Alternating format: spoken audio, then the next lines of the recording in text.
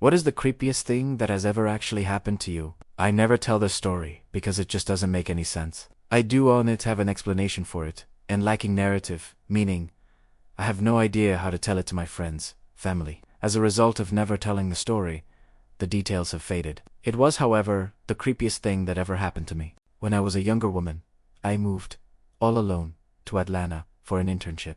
I was dirt poor, so I took public transit everywhere I went. I encountered plenty of creepers on the train while I was there, but I was always able to get them to back off or to sneakily escape into the crowd. On my last day, I took train to the airport. A very large man approached me in a familiar style. He was both much taller and broader than me, dressed casually, maybe even cheaply. I followed my usual protocols, no smiling when you say no to something, holding on tight to all possessions, being ready to move or even bolt if necessary. I don't think he ever asked for me to do anything. His interest wasn't explicitly sexual or flirtatious. He just talked to me intermittently with the cool confidence of someone who thinks you're really not going anywhere. I wasn't too worried, but I didn't have the usual luxury of sneaking away and catching the next train I had to the airport. I got off the train.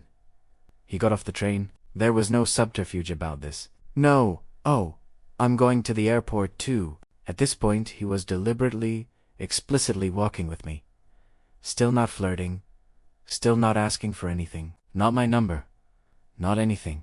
He got on the escalator with me. He closed his hand over mine on my rolling suitcase handle. I kept my grip tight on the handle, thinking what the fuck. I should have yanked away from him, but I was so surprised and scared by the weird, inexplicable move in the now familiar game of cat and mouse that I didn't react at all. I just held on tight, hoping, praying that I was strong enough to keep going my own way. There were enough people around that I could make a scene if I wanted to. Looking back, not reacting to this was really stupid, but I was young and completely out of sorts. It would have been easy, under the public circumstances, to say, "Hey, get your fucking hands off my suitcase." But I wasn't raised to be reactive, combative like that. That wasn't a part of my instinct repertoire. He started looking around like he was trying to formulate a plan.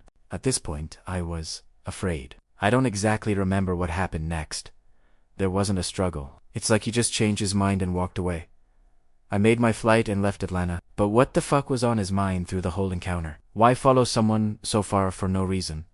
Why make that specific grab? What the fuck was that? It wasn't the only time that I had strangers act like they knew me, but this guy didn't seem deranged or even slightly off. It was just so strange.